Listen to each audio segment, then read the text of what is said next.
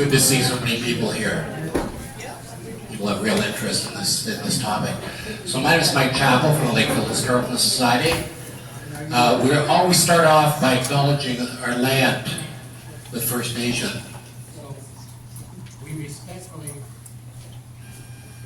I'll tell you back. We respectfully acknowledge that the former village of Lakefield is located on the Treaty 20 Michi-Sagi territory and in the traditional territory of the Michi-Sagi and Chippewa nations, collectively known as the Williams Treaty's First Nations, which include Curve Lake, Hiawatha, Alderville, Scugog Island, Rama, Boseal and Georgina Island First Nations. Lakefield Historical Society respectfully acknowledges that the Williams Treaty's First Nations are the stewards and caretakers of these lands and waters in perpetuity, and that they continue to maintain their responsibility to ensure the health and integrity for generations to come. And having land acknowledgement is one thing, of course, but Truth and Reconciliation Day is almost upon us. Orange Year's Day is just early next week. And so we are going to be doing some programming with Lakefield Historical Society probably in March next year to talk more about First Nation history and how our European settlers intermingled with First Nations and how we got to where we are today and how we can move forward. So I look forward to presenting that. Just taking a moment to thank everyone that was involved in our ceremony on the weekend to dedicate the World War II monument at Cenotaph Park. It was a lot of work. We're very happy with the result. A lot of people worked very hard, and no one worked harder than Michael Barrett at the back there. Michael. I think he worked day and night, and his wife came to appreciate how often he was away from home on this.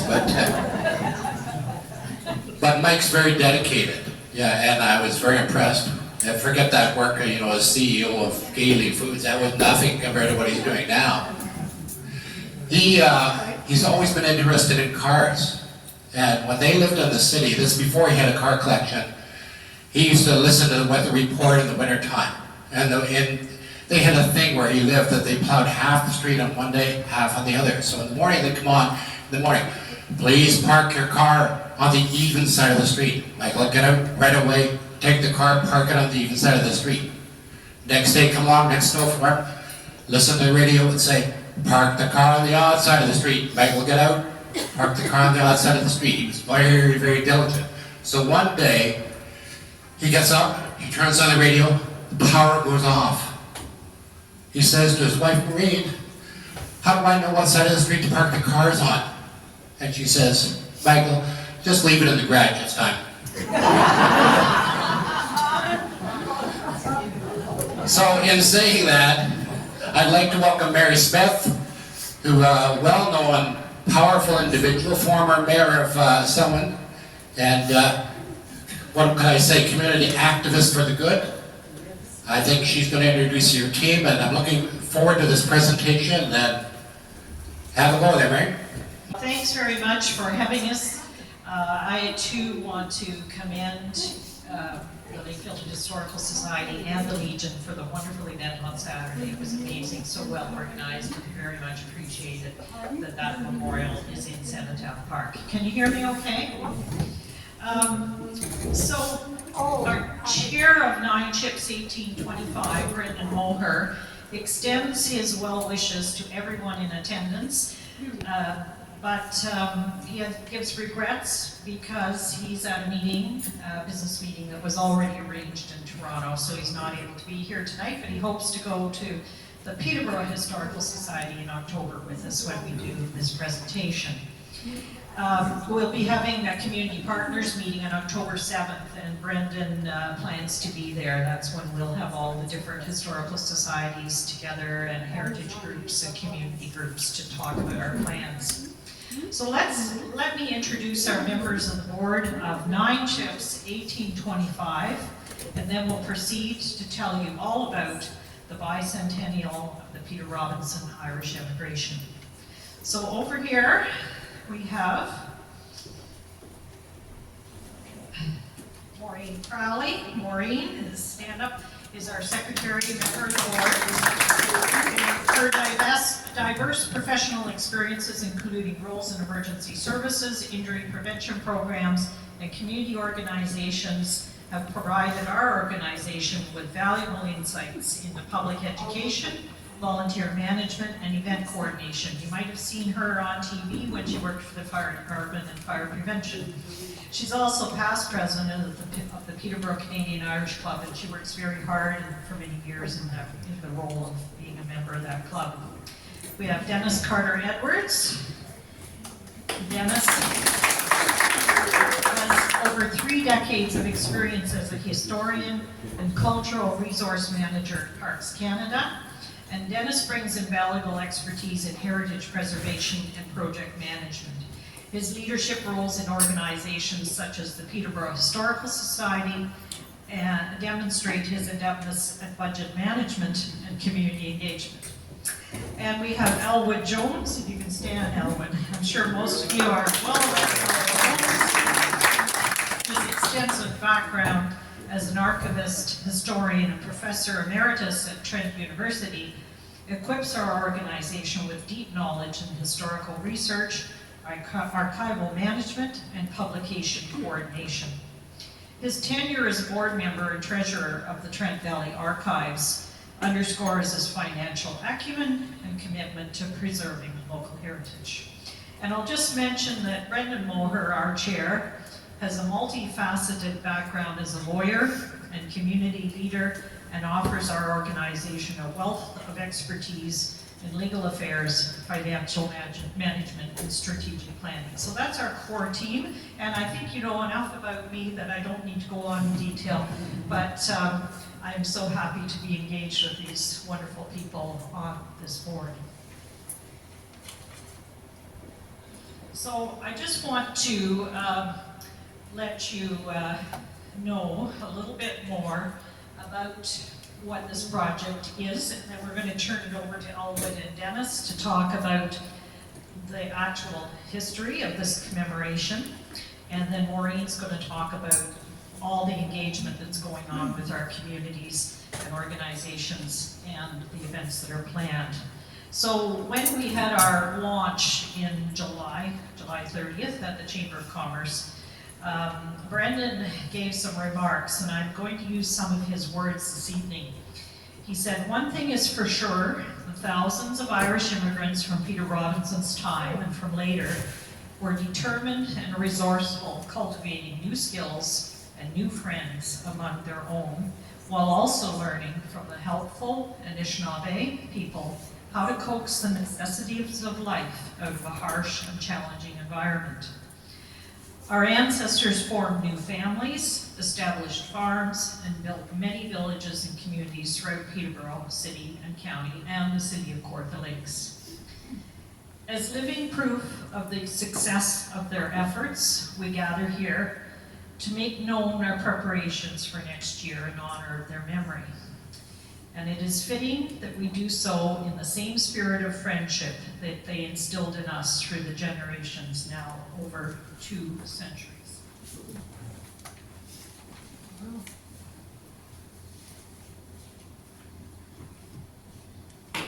So, we're a not-for-profit volunteer incorporated group who have come together with the support and encouragement of the Peterborough Canadian Irish Club and its president, Shelley Ryan. I don't know that Shelley's here tonight. She couldn't be. And yes, it was 9 ships that Peter Robinson commissioned to carry these ancestors to Canada's shores back in 1825. We settled on the name or brand of 9 ships with the volunteer help of the Peterborough-based Outpost 379 advertising firm through former President Paul Hickey, who is actually a descendant from one of the settlers who went to Downhill, and his graphic artist, Dev Maharaj. So our role as a board is to coordinate, help to organize, promote, gather, and spread information far and wide about the history of the Robinson emigration and the many, many bicentennial activities being planned for the next year, and in parts of Ireland also. numerous Irish heritage and historical organizations, municipalities, and artistic and cultural groups are already engaged. Some in compiling historical documents, research, displays, and some are planning homecomings, theatrical plays, music, dance, etc. Just one example is Fourth Line Theatre is going to have a production of a play called Wild Irish Geese, and Megan Murphy is the playwright. While activities and events will be taking place throughout the bicentennial year of 2025, we've also decided to put a particular focus on the period from August 1 to August 10, so that visitors coming from out of the area, and we know that there are people coming from not only parts of Canada, there have been calls from Australia, New Zealand, many calls and communications from the United States, and of course from Ireland. So we expect an international group to be coming to this event, as well as our local community folks. We're aiming our efforts at boosting tourism on both sides of the Atlantic and creating strong family and cultural ties. This 200th anniversary is an historical moment in the history of the Irish in Canada, and certainly in particular, the history of the Irish experience in this region. Our municipal wards, neighborhoods, townships, and tens of thousands of people hold Irish names.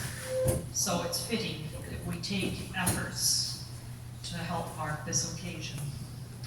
At the same time, we're mindful that the Peter Robinson emigration not only tested the courage of our, it was also a difficult time for the Anishinaabe people who were already living, harvesting, and moving on the land in this area. And they had to adjust to the arrival of the settlers and the impact that had on their lives. The bicentenary of the Robinson emigration invites reflection on these complex histories, honoring the resilience of early settlers and advancing truth and reconciliation efforts within our community.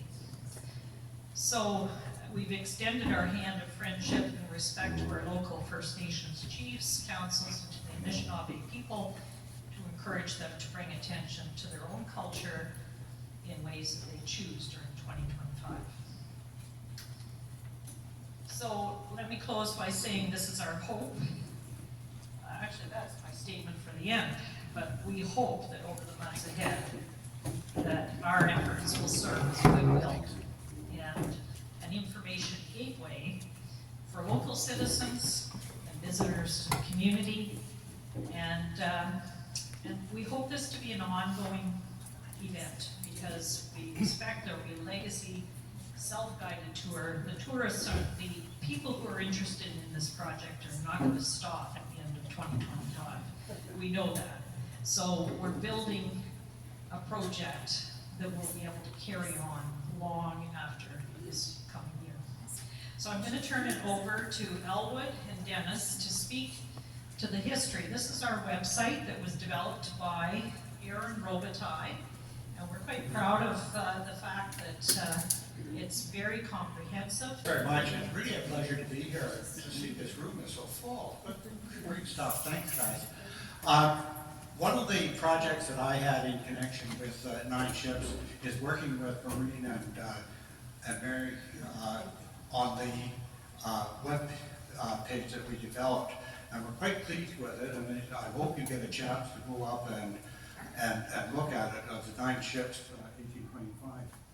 The problem for me was the question of how to keep the web page development going on. I felt that there's a sense where people know about the Robinson settlers, they know a little bit about the books that were written, but they don't read the books, and they don't get the details that go from it. So I try to find a way to try to bridge that. I've been the strategy I'm talking about doing is writing book reviews on books that I think are useful and point out exactly where the Robinson settlement information is about it. So those kind of things will be added to the webpage, and we'll keep on, maybe every week or so, adding something new on it. So keep going with that. But what I wanted to do tonight was to talk about I'm calling it Peter Robinson and the Historians. For 30 years, I spent time trying to find ways to publish a thesis that was pushed out by Howard Palmet in the 1930s. And it's amazing because we dust it off every few years, try to do something. I finally concluded that it was impossible to republish, or even to publish actually, the Palmet's thesis. And so this is what partly coming against what I see. The other kind of counterpoint is that when Thomas Poole wrote his history of Peterborough County in 1867, he actually has a more balanced approach than Howard Palmet. And so this again raises the kind of question, so shouldn't we expect that as history gets going, that the more history that we have, the more we should know? So at any rate, I decided that what we had to think about first is the Peter Robinson papers that are they're now at the Peterborough Museum and Archives, but they were first donated to the Historical Society, which was meeting in the Victoria Museum at now Inverleigh Park in Peterborough in 1897. They stayed there for a few years. TAS Hay looked after them. Then they went to the Peterborough Public Library, which opened in 1913. They stayed there until there came a point where Delphos says, we shouldn't be in a museum, we should get these things out. So they went off the Archives of Ontario. The Archives of Ontario microfilmed them and has also some other record related to that.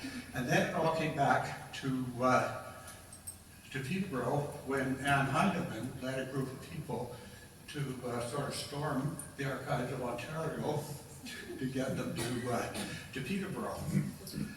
I know that she stormed because I talked to the Archivist of Ontario some years after that. He said, where are you from? I said, Peterborough. He said, oh, that's where that nasty Heidemann is. I never heard anyone else say that. I just loved her. So the question here is that we have really a special immigration because of those papers. It means that it's possible for us to know everybody that was on any of those ships. We even know whether they got sick, whether they had complaints, whether they were a nuisance. We know something about how they had to apply, how they got on. This is not normal for the studies of immigrants. I get people all the time come in, they can't even tell what ship their person came from, they can't tell what year the person came from. And here we have all this stuff. So I think sometimes you get spoiled a bit by having too much good stuff right at hand. So when I looked at Palmet then, writing this, I found that he became mired in the details. He second-guessed Peter Robinson at every turn, concluded that Sir Robert Wilmot Horton, the author of the two Robinson emigrations of 1823 and 1825, made a mistake. He shouldn't have appointed Robinson, is what he concludes.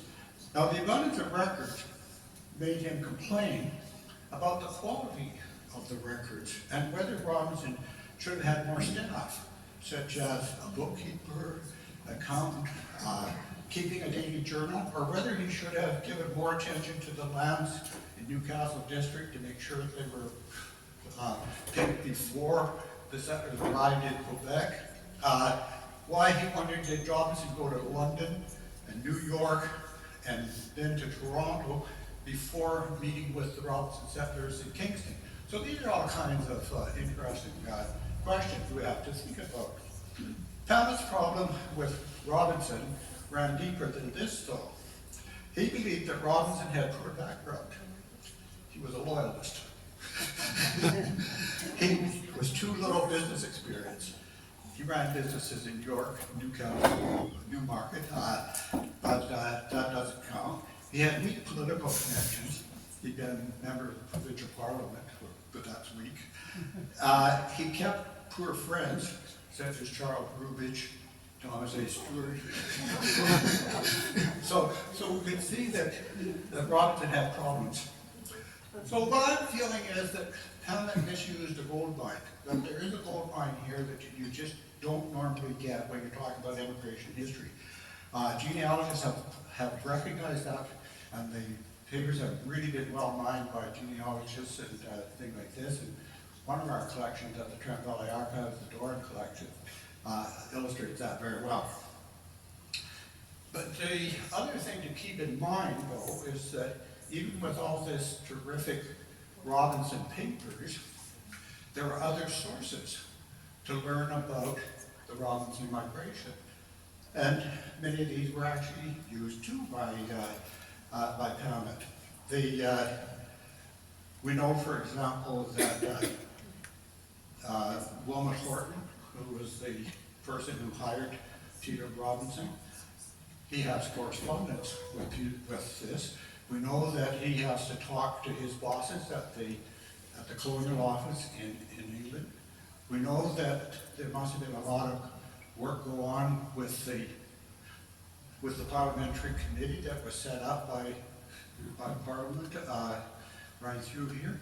We know that the colonial office also had to talk to the governors in Quebec and in Upper Canada, the Dorchester and Maitland. We know that there had to be arrangements made for the hiring of the Navy's transports. We know that there had to be arrangements made for making sure that the military were looking after things along the trip going in. So this is a suggestion that there's a lot of extra stuff to look at. But it seemed to me that there were 3 points that I wanted to make about the migration. And this is probably a good time to do it. I know that my colleagues will be saying, God, he talks a long time. Anyway, the first point to keep in mind is that there was an intense philosophical debate at the time of the 1820s. It was involved people who we now would call classical economists, sometimes call them philosophers. They're probably better known as philosophers than as economists. They don't make our modern standard of being economists. But there was a problem here. Ireland's population had grown dramatically in the half century before the 1820s. Now, normally when historians look at that, they say, if population is growing so dramatically, what do we know? Food is good. People aren't dying in childbirth so much. People are living longer. These are all things that we would normally think are good things. But the classical economists said, there's a problem here. If the population grows so fast that it outpaces the ability to create agricultural resources to keep up with it, then we're going to have war, famine, or disease to even out the cycle. Now, there's a lot to be said for that. I remember even when I was young, we talked about the possibility that the population of the world would hit 3 billion people. How could that possibly be possible? Now it's at 8 million. We've got 3 billion in India and China alone. So you can sort of say our sense of pessimism about the ability of agricultural progress to take place, the ability to get tractors and fertilizers and things like this, all have gone through here. So at any rate, that's the first level to think about. The second level is what we might call the local situation of what I call the Blackwater Valley, broadly speaking. That's the main river in the province of Munster, which is the southern part of Ireland, and is the place where all the Robinson settlers came from.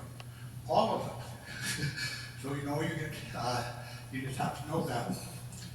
So, so what we have here is the belief that, well, what we have here is is in fact the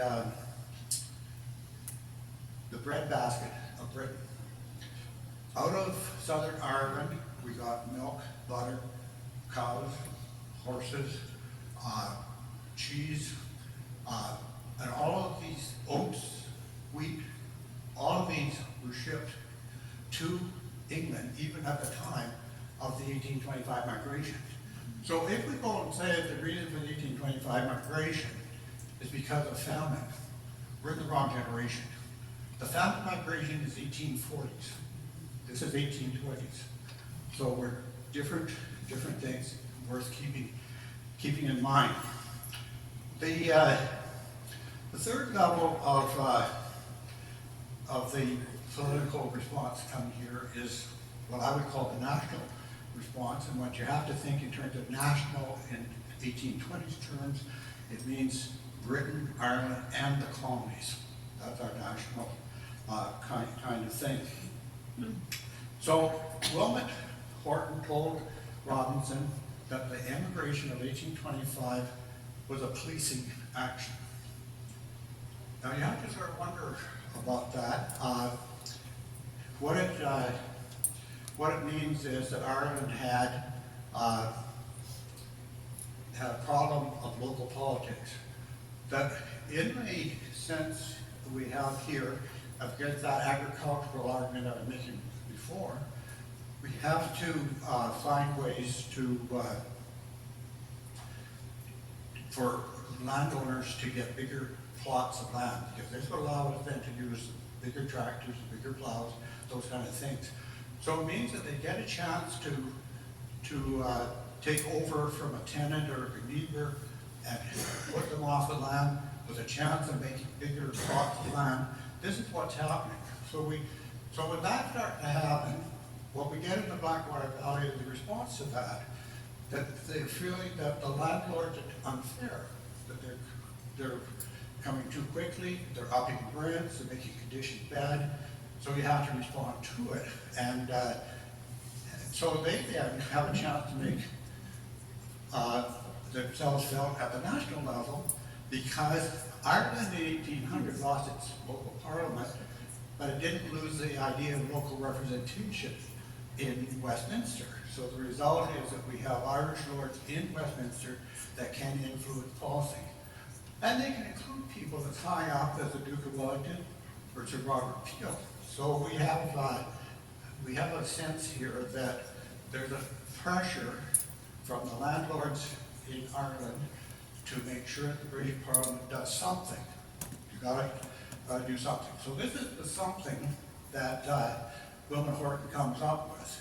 Wilmot Horton makes an argument that we can send 2,000 people to Upper Canada in 2025 and it will prove to be profitable, because once they get there, they'll prove to be good farmers, they'll raise goods there, it'll help the whole British thing, they'll end up still buying stuff from England and Ireland, and will also be well, they're not American, so this has to be a plus.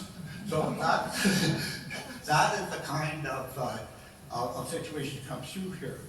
So when we point Robinson as the head here, you can see that he has a problem right from the start. In order for Wilmot Horton to convince the British Parliament that this was a good idea, he had to promise to set up an immigration committee that, meeting in Parliament, would discuss all the various policies that are there, consider options. And so what we have is a situation where Robinson has to give information back to England. This is 1820s, not 2024. That you've got to get information back to England in a timely way in which a committee that's already meeting is able to make judgments about whether or not you're having a successful immigration. And how do you prove that? It took till 1842 to balance the books from the Robinson thing. Well, by then, we've already had four immigration committees come through. They've come up and decided the problem with the Robinson immigration was that the British were too generous. They gave them too much land, too much property. They looked after supplies for a whole 18 months from the start when they start. So the idea is, from now on, we will turn to assisted immigration, but not by the British government. So the British government is not going to do it. They're going to get landlords to do it, they're going to get churches to do it, they're going to get parishes to do it, they're going to get towns to do it, and they're going to do it by giving them benefits on the poor law. So in other words, use taxation as a way to encourage these people to step up and do their duty. So we will run into things. I've seen even locally where it said there were 300 assisted immigration programs from Britain. I don't know if maybe we'll check that number, but I'll tell you this, it's not useful. The Robinson immigration was totally assisted immigration, completely funded, everything was looked after. All the other ones are going to be done by somebody else, and they're going to be partial. They may cover the travel, they might cover some other kind of thing happening. Or you might even be as little as to say, think of the normal way in which migration occurred in the 19th century was by families supporting one person who would come out ahead of everybody else, sort of survey the land. Well, that's assisted immigration too, babe. So you have to sort of make a distinction here. What's special about the Robinson immigration to 23 and 25, and only about those two immigrations, is that it was government policy completely funded. And I've spoken too long, sorry. Thank you. Yes. Loud and clear? Well, first of all, I want to thank the Lakeville Historical Society for the invitation to present what I think is a pretty exciting program for 2025. If what I heard as we were gathering here to get ready for the meeting, discussions in this corner about family connections and who had a relative that was tied into so-and-so, that's within Lakefield. Multiply that by the hundreds, maybe even thousands of visitors from Ireland, Texas, Australia, all across Canada, not to mention our own area, getting together and sharing stories about their family, whether it was the Black Donnellys or the Yankee group, whatever. I think it will be an amazing experience to see that kind of family sharing. So what I want to do is talk a little bit about how did we get here? And it actually goes back to 2013. We had an invitation, I say we, Mary Smith and her husband, myself and my wife, and Eileen Nolan and her husband were invited to go. How's that better? Oh, yes. Much better. We were invited to go over to Wicklow to take part in the Canada Come Home event. It was an event sponsored by the Irish government to encourage the Irish diaspora to come home. Well, you know, come home. So we were there as part of a small delegation from Peterborough to spread the word about the story of the Peter Robinson migration. We had an interesting Irish story to tell and wanted to share with the audience there and maybe get some thinking going years down the road when 2023 and 2024 came along. To think about how we might mark that very special occasion. Well, I was in for a shock. I was one of the speakers at the event, and I was quite proud to talk about the Peter Robinson migration and the sponsorship by the British government and the wonderful records and the legacy that the Irish settlers here left in our area. And when I looked out over the audience, all I saw were blank stares. They had no idea about the Peter Robinson group coming over in 1825. Or if they did, it was very, very few. The story of Irish migration focuses almost entirely on the family, and rightly so. An important event in Irish history where they lost almost a quarter of the population. But we had a really unique story, a success story to tell, and I was quite surprised at the little information that was available on it. So I thought, well, there must be other places that I can find out about the story of the Robinson migration being told in Ireland. We had, as part of our travels in there, we were at the Heritage Centre in Cove, right near Cork, where the Irish departed in 1823 and again in 1825. And sure enough, lots of displays on Irish migration. So I eagerly went through the displays looking for pictures of Peter Robinson and Story of the Nine Ships, and look what I found. That was it. A story about gross eel and the hardships faced by the Irish coming over during famine. Again, an important story, a significant story to tell, but nothing, not a word about Peter Robinson and the success of the 2,000 plus Irish over in 1825. Next slide. So how do we address this? Well, at the event, at the Canada Come Home event at Wicklow, the New Brunswick Archives, in partnership with the maple syrup industry in New Brunswick, put together an impressive traveling exhibit. This is only one of several panels that they put together that told the story of the Irish in New Brunswick. They didn't have a migration scheme like we had, but obviously the Irish had a tremendous impact on their history and their community. And they had a wonderful display talking about logging and fishing and all the contributions that the Irish made to New Brunswick. So, as I would explain, and as I'm sure I don't need to tell this audience, the story of the 2,000 Irish that came over under the British government in 1825. And again, what makes it so unique, as Elwood so carefully pointed out, they were totally supported by the British government to the tune of several thousand pounds. They were given free transportation. They were given medical care on board the ship. They were given transportation from Quebec to Montreal, from Montreal to Kingston, from Kingston to Coburg, up to Peterborough, where they got 100 acres of land. They got a cow, they got tools, they got seed, they got rations, they got medical care. It's unprecedented. And the really significant thing about all of this is those records survived. How they managed to survive all those decades is truly a miracle. But they are there in the Peterborough Museum and Archives and enable historians to document in detail that's almost unthinkable the story of this unique group coming over. Next slide,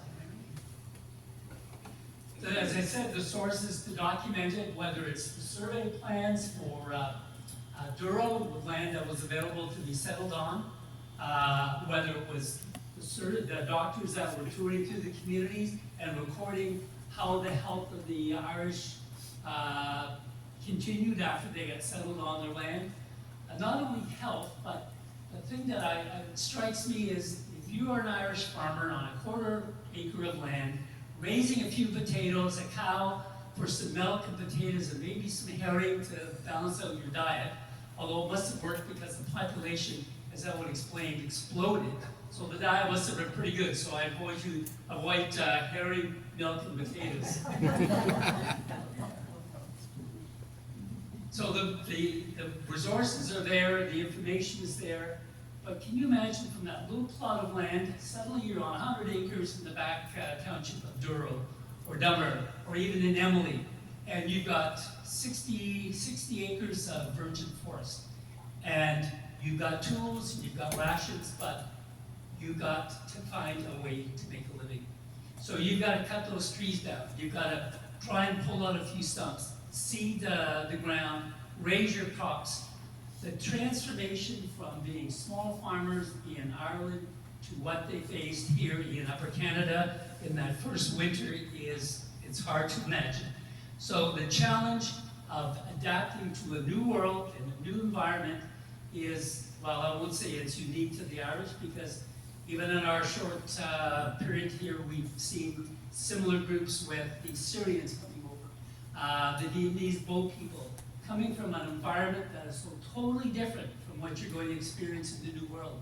And the challenge of both adapting to your new environment and yet retaining those important cultural elements that help give you a sense of purpose and some structure to your life.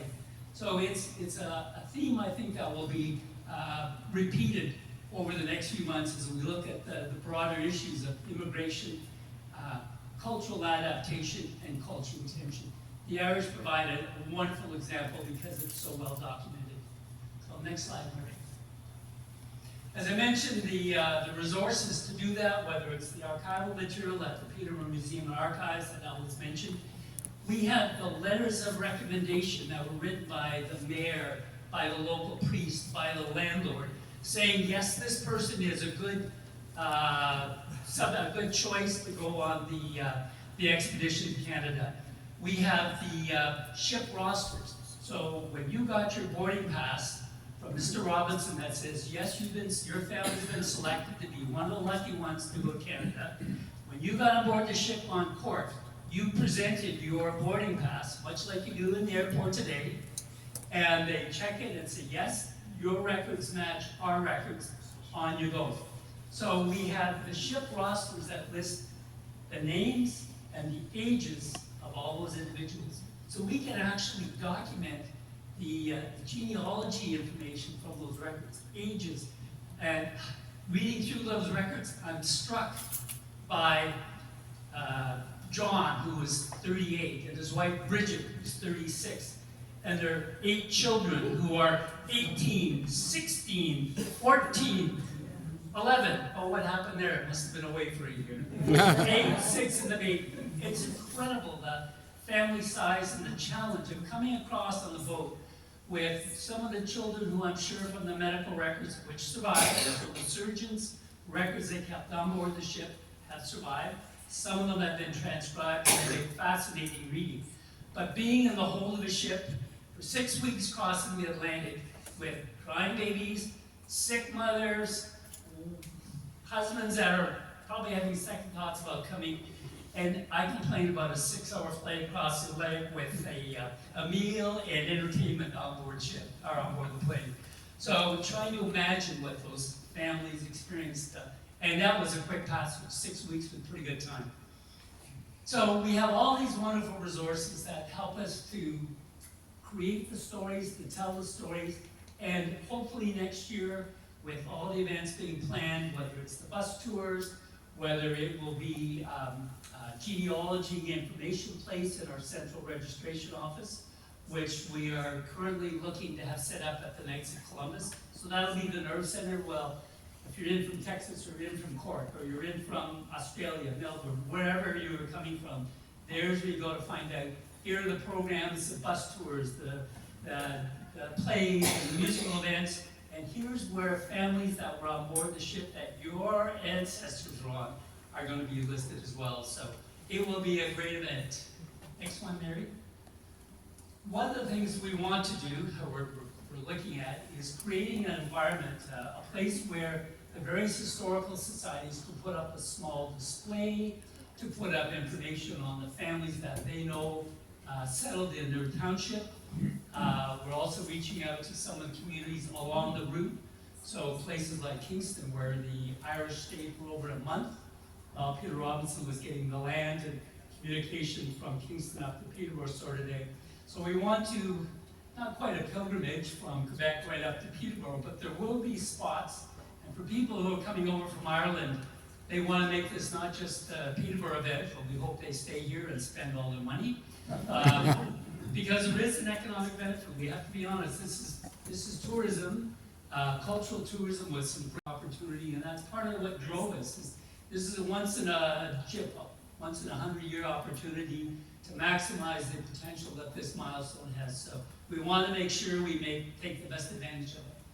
So we're hoping that we can use the Knights of Columbus as kind of a nerve center where people can come and register, find out about displays and find out about activities, but also to start connecting with some of their kin that might be from different parts of Canada, the globe.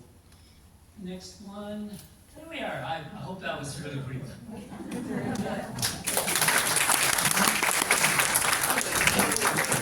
February is when people want to come and enjoy, right? They want to come here, have a good experience, they want to connect with family, they want to see where their ancestors came from. I know when I've gone to Ireland, that's what I want to do, go over and see possibly where my ancestors came from. So we're going to try to provide that same experience here.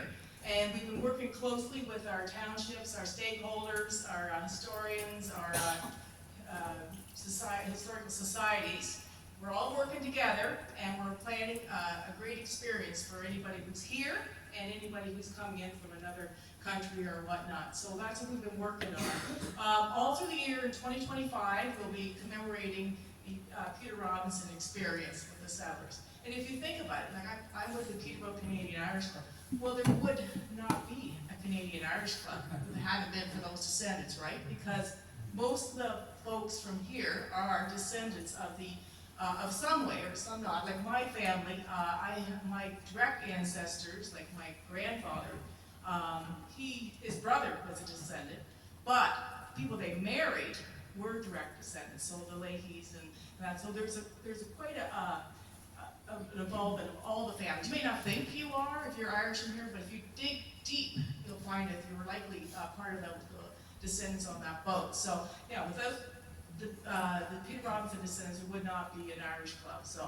it's very important that we acknowledge this and we celebrate our ancestors who took, a big chance to come over here. So it's a very important occasion and we need to do it right. That's my thought anyways. So next year we'll have many events happening, and it'll start with the St. Patrick's Day events happening in Peterborough, the parade. All that will be dedicated to the Peter Robinson descendants, and right through the different townships. I know Durrow is also commemorating the 200. So that's another point. So without the immigration in 1825, the descendants, Peterborough started then, and so did the townships. Because of the large immigration, they needed a government, and that's when Peterborough was technically Peterborough, right, Elvin? And the counties as well. I know Durrow's celebrating its 200th anniversary, right, Mike? Yes. And also Keene will be celebrating the 200th anniversary of their community as well. So it was really the catalyst for all these communities to get together and sort of self-government, right? So it's a very important time to remember and to acknowledge. So that's what we'll be doing in 2025. So all throughout the year, there will be different communities, and that'll be on our website. All the events will be on our website. If you want to know what's happening, just check it out. We're also in August 1st to the 10th, because we thought if people are coming in as a condensed time, especially if you're flying in, right, to have quite a few things happening that week. And we will have the Grand Irish Gala at the Canadian Museum. And that will be a reception with dignitaries and lots of Irish music. And that'll be on the website, and everybody can buy a ticket for that. I think there's like 230 people it'll fit, so it's a great big size, so let a lot of people come in. First it was going to be like a sit-down dinner, but it was only like 130 people, and that's not fair. We want everybody to come, right? We also have a historic boat cruise going down the Otonabee River. And that's why we made these big signs to go on each side of the boat. And on the boat cruise, it's only like an hour down, an hour back, but on that cruise, there'll be somebody talking about the experience going up the Otonabee, right? So it'll be quite interesting, and there'll be drinks on board too, and music, so it'll be fun. So that's not, then we have going out into the township, so we have historic bus tours into the township. So whether it's our own community or people coming in, we'll be going out to Durrow and Otonabee and Otonabee and Westwood, Norwood, for a day, and you'll meet up with different community members there, and they'll tell you a little bit about their area and what the Peter Robinson settlement had on their area and some historical sites. And then another day we'll go out to Downeyville and Downeyville and Ennismore. And they'll also give Young's Point. They're on that boat cruise too, so our bus tour. Now, some of this, we're having some help organized through Mary LaRock. She's organizing the bus trips, so that's good to have a professional do that. And she's also organizing airplane tours over to Ireland for the commemoration over there in September. So if you want to find out more about that, you can contact Mary. And we'll be also registering if anybody wants to go on the boat cruise or on the bus tours and the gala. So that'll be coming up as well, but that will be on the website as we upgrade. Another thing we're doing is we're doing a historical booklet, like a souvenir booklet, and Elva's working on that. So it'll have everything's going on. It'll have the history. It'll have guided tours. We're going to do some guided tours, self-guided tours. So you just can get on your phone, or you can open up your booklet and say, I'm going out to Durrow today, and I'm going to look at the historical sites, and I'm going to get some information. information on it, so that would be really handy from now and later. In people who are not from here and can't come, they can go on the website and check out these historical sites. And all the settlers that came here, we're putting them on GIS mapping, so they'll show what lot concession they lived on, right? So that, I think that'll be handy, because right now, there is no lot concession, right? People are looking at it, it's like, now we have 911 signs, but even before, there was just lot concession, but there were no signs, right? So you don't know where the heck you were. But, so that'll be handy too, the self-guided tour for anybody that wants to find out where their settler moved to where he lived. I think that's a great connection that people want to have. Another thing we'll be doing is story maps. So historical story maps. We're working with Peterborough County, and they're doing story maps. So they'll have maps similar to our website. They go on, they'll tell the story. Here's Ireland, a little story about that. The settlers and coming across and where they stopped. It's something similar to that, but they'll be on the map with the self-guided tours as well. So there's lots of things in the making, and it's working with all our partners. It's been really helpful. It's been great to connect with them and get work collaboratively on the information that we all feel needs to be on there, and to give, like I said, the visitors a great experience, and all of us in our community a great experience. So yeah, we're pretty lucky to have this legacy, and I think 2025 will be a total commemoration, and it should be like a legacy, and for our family down in the future. So yeah, I think it's going to be a great year, and if anybody's got any suggestions or ideas, just let us know, and we'll work with you on it. So yeah, yes. I have a comment to make. I don't know too many people knew. We know the Irish Catholics settled in South Douro. Most of the Catholics, families in Lakeville, were French Canadians. And the first undertaker was Mr. Quebec, and he used to make the casket by hand. So that's a kind of an interesting thing. It is interesting, yeah. The Irish Catholics came late. Oh, yeah, it was definitely settlers before those 2,000 Irish people came in. And yeah. Mary Ellen Hearns asked me to announce that Young's Point is having their celebration on the 3rd of August at the canal. Yes, and There'll that'll be more on it later. yeah, and that'll be on the website Yeah. as well. Yeah. Yes. I am the same county Fermanagh There you go. and Enniskillen. We can't hear And you. County Fermanagh and Enniskillen is in the north of Ireland, and the recent Wassons, who you remember Neil, was it, and Cam Wasson, we are all from the north. Now, we're feeling a little neglected. Like there were only 2,000 of the Robinsons that came, but how many of us came on multitude of ships? And I'm sorry, was there no room for us on those I don't know, it wasn't there. And so, Mr. Historian Elwood, could you do something for us from the north?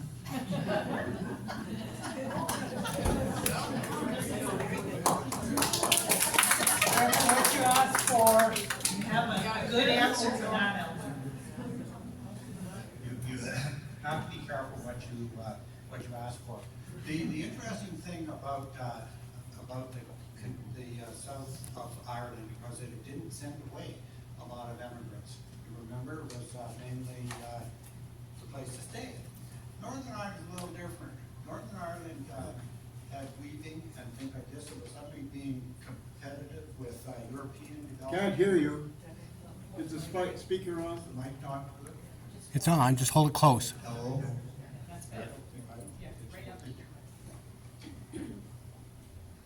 Hello? Thank you. Okay, anyway, the north of Ireland was more Protestant, and it was, the immigration there was more what we call the traditional immigration. If you look across the history of immigration, family-oriented immigration was number one, accounted for 80% of all immigration that occurs. And you'll notice here, get it in this area, Thomas A. Stewart, for example, Francis Stewart came from Northern Ireland, same as what you're talking about, and they were able to come in 1822, which is earlier than the Robinson settlers. What's different about the Robinson settlers from the Peterborough angle, which is what my emphasis was, is that we only had 500 people in this area before 1825. After that, you throw 2,000 extra people in when there's only 500 to start with, that's a big difference. That means that you change the way in which organization starts to occur around there. And it does help to define. And now it's also worth noting, because Maureen made a reference to it, 1825 is also the founding year for the use of the word Peterborough. Peterborough was first used in October of 2025, and it was the postmaster who effectively used it, and it was, that's why I sort of argue that Peterborough's name comes from New Hampshire, not from Peter Robinson. But as Francis Stewart said, Peter Robinson would treat it as a compliment. That's true. And the Roman Catholics treated it as a compliment. That's why the cathedral is St. Peter's. You know, so we have a lot of things like that common. But you're true. When we picked this symbol 9 ships, what I liked about it right off the bat was everybody who came here came by a ship or a plane or a boat or something of that nature. You're not just raised here. Even the First Nations did migration within the area around here. So this kind of a sense of how to get here is what gets captured with the 9 ships. And I'm hoping that everybody will see their own story told within that metaphor. I think it's a powerful metaphor, cuts right across all kind of boundaries. And there's even room for the Northern Irish. Thanks, Albert. I wonder, Mike, if you could bring the website up one more time for me, please. There's some pull downs I want to draw attention to. I was just gonna say, let's say that those 9 ships weren't actually love boats. Because if you think about it, you have all these teenagers on the ship for a month. You know, I bet there was a lot of romances. We didn't plan this part of the I presentation. So a lot of what you said is gonna happen because, you know, they met their partner on a boat. I mean, 6 weeks with teenagers on a boat, I mean, a lot can happen in 6 weeks, just saying. Maureen, they were under their parents' eye all the time. I don't know, it's a big ship, a lot of people. I just want to draw your attention to some of the wealth of information that's on the website. There are pull downs at the top, and if Mike can bring it up. There were commemorations that happened in 1925, and they're documented in Downeyville and Duro and Maureen. Was there any other community that we've got documentation? Those 2 for sure. The 1925 commemorations. Oh, yeah, I know of it's Downeyville and Duro. And then in 1975 in Peterborough, there was the famous homecoming that took place, and Ken Armstrong chaired that committee, and he's actually been involved. He came to our launch, and he kept a great wealth of photos, the souvenir booklet. He's kept the archives for 1975, and we'll be able to have those archives put with these archives after this year. But if you take a look at the website, you'll see photos of those commemorations and stories of them. And you will also see the whole list of resources. If you want to go in and do more reading, you'll see links to websites in Ireland and here. And so I urge you to take the time to do that. And we're just about there, and Mike's going to show you some of the pull downs. And as well, if you want to just go down a bit, at the very bottom, we've got the opportunity for you to donate, to volunteer, be a sponsor. We've already had some wonderful sponsors for our project, so it's quite an exciting time. Is there anything immediate that I should mention to folks before we ask some more, if there are more questions? Any more questions from anyone, or stories about your family? We see a lot of them on social media because the social media site, Ireland Reaching Out, Peter Robinson Settlers in Canada. So many people from all over the world are connecting on that site. It's quite fun to watch. Okay, question? Yes, I've been doing some research in Hastings, and, I thought I've been doing some research, I've been doing some research in Hastings, and what I've read, especially in the library there, is it is a Peter Robinson settlement, and I'm wondering if they're part of this celebration, or are they off the board? In terms of Hastings, Asphodel. Asphodel Norwood has had families even into Madoc, so maybe Hastings is talking about those families that settled in Asphodel, Norwood, and Madoc area. Westwood is working on that. Westwood has a great little cultural heritage center. It's the Asphodel Norwood Cultural Committee, and they have an ongoing exhibit. They've got binders of different families that settled in that area. So where was the article? A lot of the stuff is on a section of Hastings in the Hastings Library. Okay, well, we'll have to try and connect and see what's there. The Norwood Fair will have a section of their fair the Norwood Fair is going to have a display on the Peter Robinson immigrants at the fair this year. So, yeah, Asphodel is they're organizing to be part of it. So, yeah, it was a big, I think it was about 22 families maybe were in Asphodel. Actually, the biggest group went to Downeyville, and I always remind our board about that because I grew up just north end of Downeyville. My ancestors weren't Peter Robinson settlers, but I certainly heard about them when I was growing up. So the north end of Emily Township is where I grew up. So definitely, that's great to hear that resource is there. We'll look into that. Any other questions or comments? Sandy. Mary, could you please read out the website because I can't see it from Okay, here. it's easy. It's www.9ships, and that's written as words, 1825.com. Thank you. Lowercase. Yeah, it's pretty simple and straightforward. Okay. Back here? Back here. Question? Laura? I was really interested that Dennis mentioned the first tough winters that people went through, and I'm sure local Indigenous people helped a lot of the settlers to get through those first winters. We also know that this emigration was part of the dispossession of Indigenous peoples in this region, and I'm just wondering what's being done to acknowledge that and to bring contemporary Indigenous voices into this celebration. Thank you, Laura. Definitely, we early on began to engage with the First Nation, our local First Nations. Three of the local First Nations, the chiefs, came to the launch when the Irish Consul General Janice McGann came in July to Peterborough, and we were very pleased that they were able to attend. It's ongoing. We want to be sure that they have the opportunity to profile their heritage, their communities, their culture during the bicentennial year, and certainly even in ceremony when we do events. So it's something that we talk about and will work on.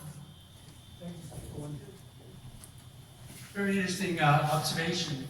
As I mentioned, the records are quite extensive, one of which was a list of the agricultural produce for the Irish settlers after their first year. Not surprisingly, the best crop was potatoes. I forget how many, 500, 600 bushels. Incredible production after just 1 year. But included in that list was bushel or pounds of maple syrup that was produced. Now, I did ask one of our Irish counterparts, how many of the Irish that came over would have been adept at tapping maple trees and boiling the sap down to produce maple syrup? None. So where did they learn that skill? They learned it, I suspect, as they probably learned how to fish through the ice and how to snare rabbits in the winter from their neighbors, First Nations. And I think it's interesting as well that the Irish that came to this area were, in some respects, dispossessed of their land. Their culture was under attack. Their language was in jeopardy. And so it's not hard to see some affiliation between First Nations who have been through a similar experience and what the Irish were enduring. So I think there's a sensitivity that we need to be mindful of, and as Mary said, we're working very closely with First Nations. Anytime you deal with a settler culture in this current environment, it's a difficult conversation, but I think it's one that needs to be had. And as long as you do it in a respectful manner and allow for the First Nations to tell their story, how they want it told, and where they want it told, I think we'll be on good ground. I think there was another question over here. Did I see another hand? Yes. I'm intrigued with the idea of celebrating each ship on a different day. When might you decide? You're when getting you'll a little fix? ahead of our organizing committee here. I'm from British Columbia, so I'm Okay. making a travel plan. Well, we want you to stay for a month. But, yeah, I would say stay tuned in terms of fine details like that. But it is something that we talked about, that it would be really fun to, and appropriate to highlight the ships list for each. Connect with people from the ships. So by way of, I was just saying, putting that up on the Knights of Columbus, and if you're on, let's say, the ship Amity, in your family name, you put it on, say, a post-it note under it, and put it on the name tag. Yeah, And so if I'm walking around, and I say, oh, your family's on Amity, I have the same last name as you. So we really want to connect, everybody come in. The whole idea is to connect families and to get the conversation going. I think that's going to be part of the fun of it, right? Just to connect. There will be, Fitzgerald's from the Star. That's what well, as an example, we had some Fitzgeralds drive up in September, last September, when the Peterborough Canadian Irish Club had Christy Roach, a historian from Ireland, speak. They drove from Grand Rapids, Michigan, stayed a couple of nights in Peterborough, went to Ennismore, saw the Fitzgerald land, knocked on the door, got to walk back in the property. They were so excited, and I think they got to Trent Valley Archives as well and did some research. So it's going to be a really interesting time for people. Well, I think that's been very thorough, and do go to the website though and explore around. There's lots of content there, and we'll be glad to chat with you afterwards. Thanks very much.